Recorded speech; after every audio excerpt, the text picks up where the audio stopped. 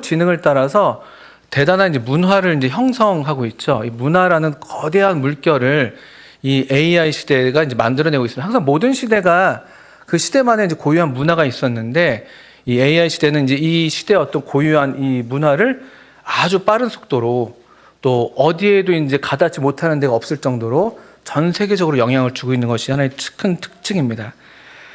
그것 때문에 저희들이 이제 우리 이 이제 세속 문화, AI 기술을 활용한 이 원래도 있었던 이런 세속 문화가 대단히 큰 이제 물결로 우리 앞에 이제 범람해 오고 있고, 또 반면에 우리 저와 여러분 속해 있는 이제 교회 독특한 이 문화를 갖고 있는, 쉽게 말하면 독특한 문화거든요. 이 세상의 문화가 아니라 뭔가 이 세상과 다른 어떤 가치관과 문화를 지금 공유하고 있는 하나의 공동체가 교회인데, 또 우리 가정, 또 우리 이제 여기 함께하고 있는 이 학교, 뭐 이런 것들이 지금 이 거대한 어떤 문화 앞에서 또 이제 이 작지만 그러나 의미 있는 또 일종의 이 저항을 하고 있는 그런 시대가 AI 시대이기도 합니다. 근데 이제 아이러니한 게, 제가 이해할 땐 이런 과학기술을 대단히 이제 격려하면서 인간들이 소외되는 게 아닌가, 이렇게 우리가 생각하기가 쉬운데 그런 면도 없잖아 했지만, 사실은 이 AI 기술이 궁극적으로 또 지향하는 건 결국은 인간 중심이죠. 우리 이 사람이 어떻게 하면 더, 이 인류가 어떻게 하면 더 뭐 향상된 문명을, 또 우리의 미래가 보다 더 좀 더 이렇게 희망찬 미래를 만들어낼 수가 있는지, 이런 이 궁극에는 뭐 항상 이런 인간 중심의 가치관들이 이런 이 기술을 따라서, 이 또 거대한 이 기술이 형성하고 기술이 또 유통하고 있는 문화를 따라서 이 인간 중심 문화는 지금 훨씬 더 세진 것을 다 아실 수가 있겠습니다. 그래서 이제 다른 어떤 우리 사람 위에 어떤 권위가 있지 않죠. 또 사람 안에서도 옛날에 이제 우리 이제 전통적인 질서만 하더라도 뭐 장유유서라든가 또 어른들을, 어떤 뭐 학교에서 어떤 뭐 선생님들, 뭐 이런 것들이 또 권위를 우리가 인정했었는데, 지금은 이제 고유한 한 개인이 너무나 강조되다 보니까 아이러니하게, 그러면서 이제 오히려 이제 그 인간이 어떤 그 큰 덩어리의 인간이기도 하지만, 그러나 내 위에는 아무도 없는 이제 그런 종류의 사회를 우리가 맞닥뜨리고 있습니다. 그리고 이제 우리 학생들, 우리의 자녀들이 이런 시대 속에서 그냥 이 시대에 태어난 이유밖에 없는 것이죠. 아무 죄가 있지 않습니다. 뭐 아무런 사명이 또 뭐 없다고 말할 수 없겠죠. 다 시대적 사명을 이렇게 띠고 태어나는 거니까. 그런데 어쨌든 우리 학생들이, 자녀들이 이런 시대를 살아가고 있습니다. 제가 그래서 이 AI 시대를 이렇게 이런 것들을 좀 이렇게 생각해보고 또 찾아볼 때, 성경에서 이 시대를 가리키는 말이 하나 있겠더라고요. 이 시대, 우리가 사는 시대를 가리키는 말은 그냥 우리가 잘 쓰는 말로 말하자면 말세죠, 말세. 이 기술 문명을 지금 만들어내는 우리 인류는 마지막이라고 생각하고 싶지 않겠지만, 우리가 아는 바에 따르면 또 우리가 근거하고 있는 이 성경에 따르면 이 시대의 특징들은 그래서 그냥 마지막 때구나라고 우리가 말할 수가 있겠다 싶었습니다. 그래서 제가 이 마지막 때, 이 AI 시대라고 할 때 이것이 그냥 그대로 이 말세라는 생각을 이렇게 하게 되고, 성경에서 우리에게 이제 마지막 때의 모습을 이렇게 보여주는 책이 있지 않습니까? 요한계시록을 한번 뭐 성경을 보실 수 있으면 보시면 좋은데요. 요한계시록 13장.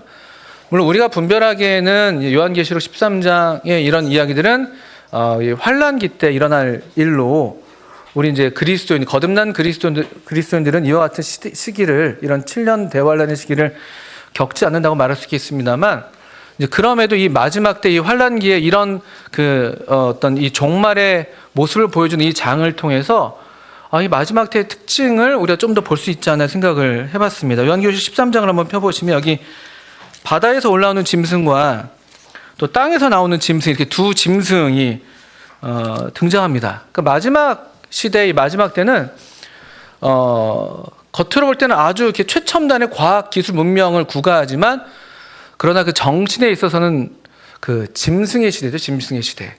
그리고 아주 기괴한 괴물과도 같은 그런 짐승이 그 짐승의 시대이죠. 그런 폭압적이고 폭력적이고, 겉으로는 인간을 얘기하지만, 겉으로는 아주 고상한 우리 어떤 인간의 존엄한 가치들을 얘기하지만, 사실은 그것은 이제 겉으로만 이렇게 말해지는 것이고, 오히려 이런 약육 강식이라든지 이런 짐승의 어떤 정신을 지배하는 그런 모습을 볼 수가 있는데, 예를 들면 요한계시록 13장을 펴주셨으면은 바다에서 나오는 짐승을 묘사할 때 13장 1절 보시면, 내가 보니 바다에서 한 짐승이 나오는데 뿔이 10이요 머리가 7이라. 그 뿔에는 10 왕관이 있고 그 머리들에는 신성 모독하는 이름들이 있더라. 왕관, 뿔, 이런 것들은 다 어떤 힘과 권세를 상징하죠. 어떤 이 권력, 힘, 모든 역사가 항상 이 힘, 권력을 추구하는 그런 인간의 본성이 또 그렇기 때문에 그랬겠습니다만, 오늘날은 정말 이렇게 다른 어떤 신적인 존재가 아니라 그냥 힘이 모든 걸 지배하는 그런 시대죠. 그러니까 조상들이 알지 못하던 신을 섬긴다고 하는 그런 다니엘서의 말씀이 있는데, 그것이 이와 같은 이제 권력, 어떤 그냥 무력, 이런 것들이 될 수가 있습니다. 그리고 그 머리들에 있는 것들을 보면, 그래서 신성 모독하는 이름들. 신성을 모독해요. 이건 비단 어떤 우리 하나님을 모독하는 것은 물론이거니와 어떤 이런 종교, 또 신적인 존재, 영적인 세계, 이런 것들에 대해서 일절 이제 수용하지 않는. 그래서 교계의 통계들을 보시게 되면은 탈기독교 인구는 말할 것도 없고요. 기본적인 탈종교가 이제 러쉬를 이루고 있습니다. 그러니까 어떤 종류의 종교들도 점점 다 지금 하향세를 겪고 있어요. 이 시대, 오늘날 우리 시대가 그렇습니다. 또는 여기 13장 3절 같은데 후반부를 보시면, 여기 상처가, 그 죽게 되었던 상처가 나음에 온 땅이 놀랍게 여겨 짐승을 따르고, 또 전 세계적인 추종의 모습이 나타나죠. 전 세계적인 추종. 저는 이런 이미지를 이렇게 보게 될 때 많은 사람들이 이런 추종이 이제 생겨나는데, 지난 2024년 파리올림픽의 개막식에서 저도 최근에 봤었습니다만, 저도 자세히 보진 못했었어요. 근데 거기에 이제 마지막 피날레를 장식하는 그 어떤 연출로서 그 이제 말을 탄 어떤 존재가 등장해서 계속 물 위를 막 이렇게 달려옵니다. 그리고 이제 육지에 올라와서는 이제 다 그 흰말을 딱 타가지고 가죠. 근데 그 뒤에 이제 각국의 이제 깃발을 든 대표들이 이제 먼저 입장해 있었는데, 그 대표들이 그 뒤를 쫙 따라오는 그런 이미지가 있었습니다. 몰랐어요. 맨 끝에 나오기 때문에 그냥 최후의 만찬 그림 정도는 우리가 좀 알고 있는 정도인데, 아주 그런 전 세계적인 추종이 그냥 노골적으로 그런 어떤 여러 기회를 통해서, 특별히 올림픽이라는 온 인류가 정말 화합하는 그런 기치를 내건 그런 이제 대회에서 그런 모습들을 보이곤 합니다. 이런 장면들, 온 세계적인 추종이 나타납니다. 누구도 여기에 대해서 별로 거부하지 않는 것이죠. 또 하나 특이할 만한 지점은 4절, 5절이군요. 5절. 또 짐승이 과장되고 신성 모독을 말하는 입을 받고 또 42달 동안 일할 권세를 받으니라. 이제 특정 기간이 이제 묘사되어 있고요. 근데 중요한 건 입을 받았다고 되어 있죠. 입이요. 과장되고 신성 모독을 말하는 입. 이 마지막 때의 특징 중에 하나가 입입니다. 입. 물론 머리도 되고 있지만 신체에서 특별히 우리 얼굴에 여러 다양한 감각기관이 있는데 입을 유독 강조를 합니다. 언론이죠, 언론. 매체. 이건 그대로 AI 시대가 우리 전 세계를 기여한 바이기도 하고, 또 전 세계가 그래서 이렇게 연결되는데 그 연결의 중요한 내용들은 이런 이제 언론 매체들이죠. 구글이 20주년 됐더라고요. 구글이 올해로 20주년 되면서 또 20주년을 돌아보면서 뭔가 이제 또 그런 여러 얘기들을 하고 있는데요. 유튜브. 전 세계에 이제 통용되는 입이 있습니다. 아주 과장되고 신성 모독하는 입을 갖고 있습니다. 그리고 실제로 보시게 되면 이 성도들과 싸워 이기게 되고, 여기서 말하는 성도들 우리가 분별할 때는 이제 환란기에 남아있게 된 유대인 성도를 가리킨다고 우리가 분별하는데, 기본적으로 1차적으로 그런 의미이고요. 반유대적인 정서들, 또 넓게 좀 오늘 우리 시대까지 본다면 반기독교적인 어떤 그런 정서들, 이 성도들과 싸우려는 어떤 그런 호전적인 태도가 이 시대의 시대 정치인 것을 우리가 보게 되는 것 같아요. 그리고 이걸 우리가 지금 체감하고 있는 것이죠. 그리고 좀 뒤로 넘기시면 우리 잘 아시는 것처럼 13장 17절 같은 데 보시면, 16절 이하에 보시면 우리가 그 유명한 666이라는 그 기괴한 숫자를 맞닥뜨리게 됩니다. 근데 이 숫자가 무엇이냐라는 것에 우리가 관심 있는 게 아니라 이 숫자가 어떤 식으로 전 세계를 통제하는가인 것이죠. 13장 16절을 보시면 그가 모든 자 곧 작은 자나 큰 자나 부자나 가난한 자나 자유인이나 종들에게 그 오른손이나 이마에 표를 받게 하고, 누구도 예외가 없습니다. 돈이 많든 적든 뭐 지위가 높든 낮든 간에 표를 다 받게 합니다. 근데 표가 17절에 어떻게 이 전 세계 모든 종류의 사람들을 다 하나로 묶어내고 또 하나로 연결시키고 하나로 통제하게 하는가라고 볼 때 17절 보시면 누구든지 이 표를 가진 자 외에는 매매를 못하게 하니 이 표는 곧 짐승의 이름이나 그 이름의 수라. 이 표는 매매의 기능을 갖고 있는 것이죠. 경제적인 수단이 되는 것이죠.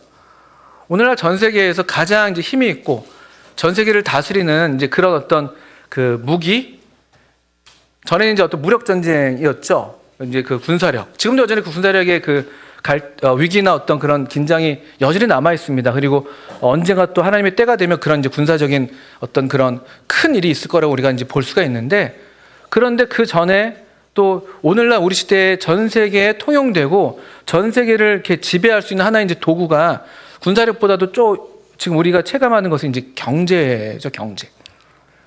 뭐 돈의 많고 적음도 있겠지만 이 경제 거래를 통해서 전 세계가 이제 통제되는. 제가 지난 2월 달에 중국에 다녀왔습니다. 중국은 이제 공산주의 국가입니다. 제가 중국에 이번에 오랜만에 가면서 중국에 가서 어떻게 이제 그 여행을 하는 것을 좀 알아봤더니만 중국은 현금을 이제 거의 받지 않습니다. 실제로 그렇더라고요. 실제로 시장통에 가서 길거리 음식을 먹으려고 이제 그 밤에 출출하니까 또 그게 또 여행의 재미 아니겠습니까? 그래서 이제 야식을 먹으러 나갔는데 그 이제 빈대떡 같은 걸 이제 사 먹었습니다. 1,000원, 한 7원, 1,400원쯤 되는 것 같아요. 그래서 현금을 주려고 했더니만 페이. 카드도 아니에요. 또 어떤 식당에서 제가 좀 크게 좀 성도들 대접해서 좀 큰 돈을 쓰게 됐습니다. 그래서 카드를 긁으려고 했더니만 카드도 안 받더라고요. 페이. 아시죠? 무슨 페이. 그런 걸로 다 하고 있어요.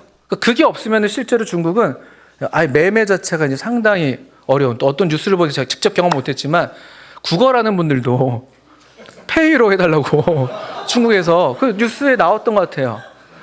제가 직접 보지 못했어요. 이번에 겨울이라서 그랬나? 하여튼 그랬는데 뭐 그게 이제 웃으면서 얘기하지만 그런 이제 공산주의란 체제는 뭐 이미 벌써 그걸 하고 있는 것이죠.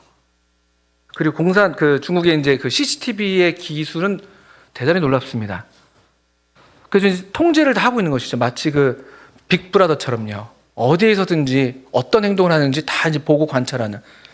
그래서 이제 중경이라는 그 대도시에서 횡단보도 앞에서 어떤 사람이 담배를 피다 담배꽁초를 버렸는데 위에서 바로 방송이 나오는 것이죠. 암흑에 있는 그 사람 꽁초 버리지 마시오. 뭐 이런 것들. 범죄 검거율이 엄청납니다. 왜냐하면 CCTV가 다 이제 사람 인식을 해버리니까요. 그래서 중국의 그 CCTV 시스템을 가리켜서 자기들이 이름을 붙였습니다. 이름이 천안이에요. 천안. 천안문의 그 천안이 아니라 하늘 천자에 눈 안자를 썼더라고요. 하늘에서 다 이제 본다는 것이죠. 뭐 하늘을 우러러 그 한 점 부끄러움 없으면 그게 참 좋은 건데 이건 정말로 자기들이 하늘의 눈이 되는 것이죠. 그런데 이게 이제 이런 식으로 통제를 하는 것으로 이제 예언이 되어 있습니다. 근데 18절을 보십시오. 이게 이제 이 하나님 중심 교육이라고 할 때 우리가 추구하는 바가 바로 이것인데요. 여기서 이제 성경 기자가 지혜가 여기 있다 이렇게 얘기합니다. 이 말은 좀 더 좋은 뭐 이렇게 번역할 수 있는 번역인데요. 여기에 지혜가 요구됩니다. 지혜라는 게 어디에 필요하냐? 우리가 배우고 우리가 이제 얻어야 될 이런 지식과 지혜가 무엇에 필요하냐? 단순히 이 세상에서 이런 과학기술이 대세니까 이 기술을 따라서 우리가 살아가면서 우리가 어느 정도 우리의 삶을 영위하고 또 내 시대에 어떤 먹고 마시고 뭐 이 정도 우리한테 생활 필요를 채울 수 있으면 그게 전부인가? 그게 전부라고 말하지만 그게 지혜라고 말하지만 성경에서 가르치고 있는 지혜는 그렇지 않아요. 지혜가 요구되는 게 바로 여기에 있다고 얘기하는 거예요. 여기에 지혜가 요구된다. 그게 뭐냐는 거 봤더니만 우리 잘 아시는 18절에 보시면 지혜가 여기 있으니 총명한 자는 이 지각이 있는 이해력이 있는 사람은 그 수를 세어보라는 거예요. 그 짐승의 수를 세어보라. 이 짐승은 어떤 이 우상 적그리스도를 가리키는 걸로 보이는데 그 수를 세어보라 얘기합니다. 근데 그 수의 정체를 가르쳐주고 있는데 그것이 사람의 수라는 거예요. 사람의 수. 사람을 모든 어떤 가치의 최우선으로 두는, 좋게 말하면 인권이고 좋게 말하면 어떤 그런 휴머니즘이 될 수가 있겠지만 아까도 말씀드렸지만 이 이상의 권위가 없어요. 이것만이 절대적인 어떤 추구예요. 이것만이 절대 기준이고 이 사람, 네가 좋으면, 당신이 좋으면 당신이 느끼는 게 중요하죠. 이 한 개인. 그러니까 모든 진리가 다 그냥 와르르 무너지는 거예요. 절대적인 게 있을 수가 없죠. 사람도 다수가 아니에요. 점점 갈수록요. 우리 옛날에 민주주의의 그 장점이기도 하고 함정인 게 뭐냐면 다수결이잖아요. 그래도 다수를 추구했어요. 근데 지금은요, 다수의 횡포를 이제 자각했기 때문에 그런 반작용도 있지만 지금은 소수예요. 소수일수록 플러스가 되는 세상이 되고 있어요. 이 사람이라는 것도 어떤 우리 모두 이 어떤 우리 공동체를 얘기한다기보다는 그냥 각 사람이 좋은 대로. 이건 그대로 이제 사사기 시대의 모습이죠. 자기 눈에 보기 좋은 대로. 그 위에 왕이 없어요. 이게 이 시대의 정신이고 지혜가 요구되는 지점이 바로 여기 있습니다. 우리 학교의 교훈이 여호와를 경외하는 것이 지혜의 근본, 지식의 근본이다. 이게 잠언 1장 7절 말씀. 또 잠언 9장 10절에 또 아시는 것처럼 여호와를 경외하는 것이 지혜의 근본이요 거룩하신 자를 아는 것이 명철이다. 그러니까 우리 자녀들, 우리의 다음 세대, 이런 마지막 말세 AI 시대를 살고 있는 이 시대가 우리 시대인데 사실 물어야 될 질문이 이것일 것입니다. 우리가 여기 지금 다음 세대로 딱히 희망차게 박아놨지만 다음 세대가 실제로 있을 것인가? 이게 하나 우리 사실은 진지하게 물어야 될 또 질문일 수 있습니다. 그렇지만 하나님 은혜로 우리가 그건 알 수가 없기 때문에 우리의 책임을 다하는 것이죠. 이 다음 세대를 위해서 우리가 하는 것이니까요. 이 하나님을 경외하는 것, 또 거룩한 자를 아는 것, 이것이 우리 이 하나님 중심 교육의 유일한 목표여야 되는 것이죠. 그래야지만이 참 지혜를 얻을 수 있습니다. 그래야지만이 참 하나님께서 우리에게 기대하신 참 사람의 삶을, 오늘날 이 시대가 부추기는 그런 인본주의, 하나님 없는 그런 인간 중심이 아니라 정말 하나님 형상대로 지음 받은 우리 사람으로서의 마땅한 삶을 사는 것이죠. 그게 우리 자녀들이 살기를 바라는, 우리들이 기대하는 바가 바로 그것 아니겠습니까? 어떻게 사는 게 참 사람의 삶이 되겠습니까? 하나님을 경외하고 그의 계명을 지키는 것. 이게 사람의 본분이라고 전도서에서 가르치고 있는데, 그런 가르침들이 이제 학교에서나 가정에서나 교회에서나 필요한 것이죠. 이 마지막 때를 마지막 때에 대한 말씀으로 또 한 군데 성경에서 기록하는 중요한 말씀이 디모데후서 3장인 걸 다 아시겠습니다. 3장 전반부에서는 이 마지막 때 너는 이것을 알라, 말세에 고통하는 때가 이르르니 하면서 이 마지막 때의 특징을 얘기하죠. 비슷해요. 사람들이 자기를 사랑한다고요. 자기. 아주 기형화된 어떤 개인주의죠. 자기 중심이죠. 이거는 사실 인본주의도 아니고 진정한 의미의 인본주의도 아니고 인권도 아니에요. 이기주의죠. 이기주의. 그냥 자기를 사랑하는 것, 돈 사랑하는 것, 쾌락을 사랑하는 것을 하나님 사랑하는 것보다 더한다. 특별히 사랑에 대한 말씀을 드리는 것인데, 왜냐하면 사람은 원래, 아까 우리가 참 정말 사람의 삶을 얘기한다고 할 때 사람은 원래 사랑하도록 되어 있잖아요. 우리는 그냥 사랑하게끔 되어 있습니다. 무엇이든 사랑하게 되어 있습니다. 근데 그게 뭘 사랑하냐, 이게 좀 중요한 것이죠. 근데 마지막 때의 특징은 다 사랑해요, 여전히. 근데 사랑의 이제 대상이 달라져 있는 것이죠. 사랑의 대상이. 자기, 돈, 쾌락. 하나님 사랑 아래 다 그것들이 그 아래에 자기 자리를 찾아야 되는데, 자기 자리를 벗어나 있는 것이죠. 그 666이 가리키는 것처럼 이 하나님 없는 사람, 하나님 위의 사람, 그것에 대해서 성경은 하나님 말씀을 이렇게 분명하게 우리에게 가르쳐주고 있는데요. 디모데후서 3장에 먼저 5절 후반부에 보시면 이 같은 자들에게서 내가 돌아서라 라는 말씀이 있습니다. 소극적인 명령이 먼저 있죠. 이 시대가 워낙에 이어왔기 때문에 이 시대로부터, 이와 같은 사람들로부터 우리가 돌아서라는 명령을 받고 있는 게 하나 있습니다. 우리 가정에서나 학교에서나 교회에서나 이런 소극적인 면에서 이 세대를 본받지 말고라는 그 말씀에 해당되는 것이겠죠. 그런 면에 있어서 철저하게 돌아서는 그런 교육이 함께 돼야 되는 것이죠. 세상을 너무 이렇게 따라가려고 노력하지 않아도 됩니다. 너무. 오히려 돌아서는 게 먼저라고 성경은 가르치시죠. 복 있는 사람은 죄인의 길에 서지 않는 게 먼저던가요? 아니죠. 맨 처음에 뭐죠? 복 있는 사람은? 예. 찾아봐야 되겠습니다. 그죠? 시편 1편에 나오는 소극적인 명령이 먼저 있어요. 이것을 간과하지 마십시오. 성경은, 하나님은 우리의 어떠함을 잘 아셔요. 그래서 항상 부정적이고 소극적인 명령이 먼저 주어지는 것 같아요. 우린 죄에 대한 경향성이 워낙 크니까.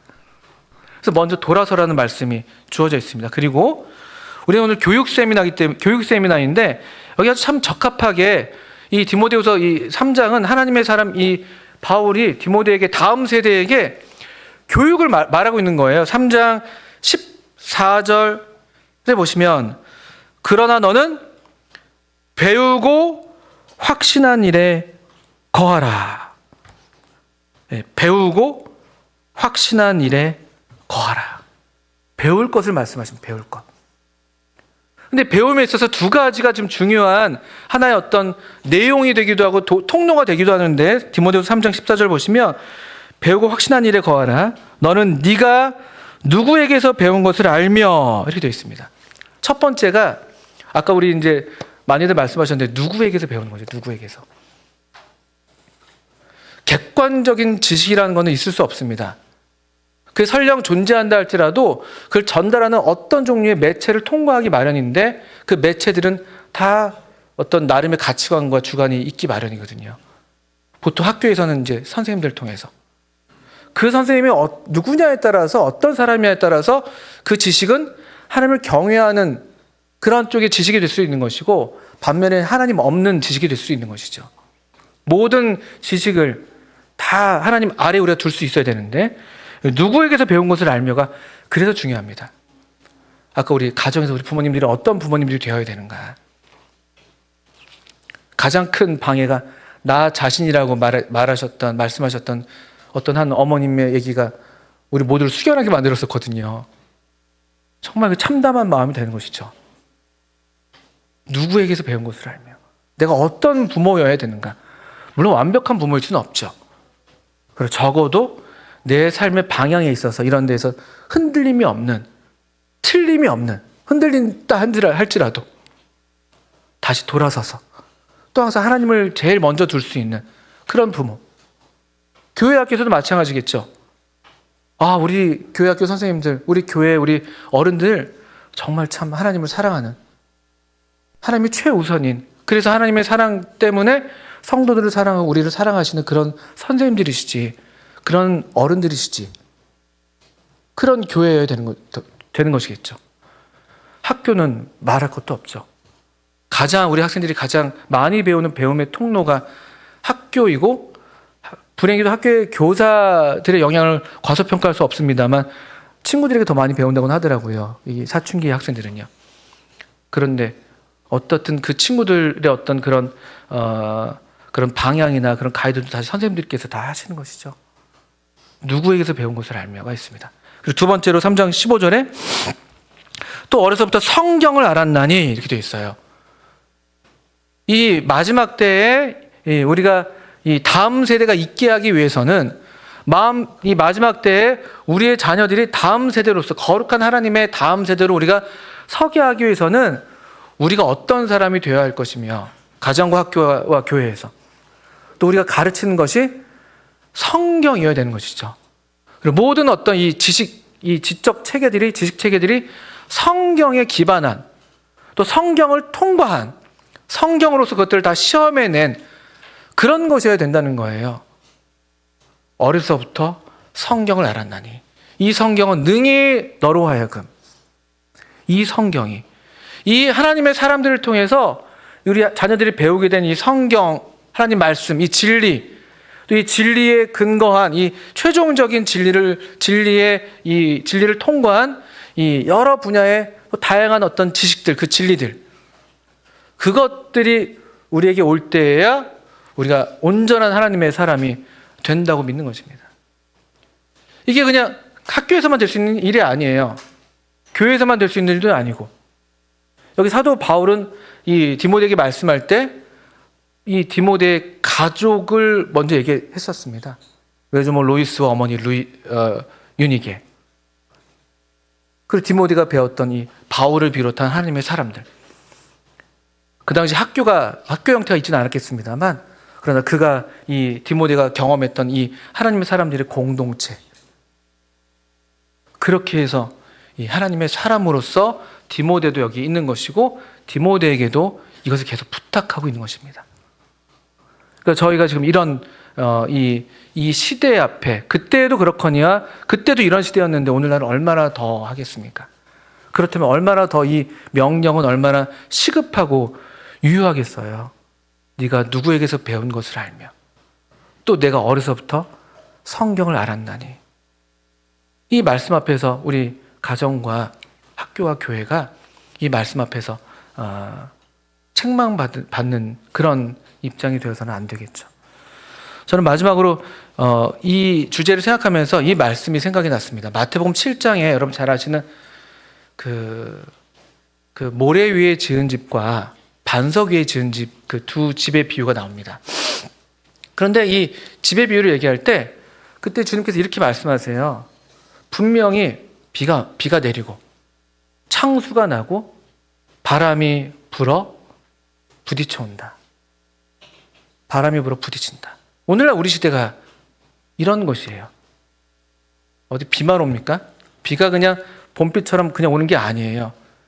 지금 막 저 하늘이 뚫린 것처럼 지금 무수하게 지금 쏟아져 내리고 있습니다. 그래서 창수가 난 거예요, 홍수가. 바람이 불고 있고요.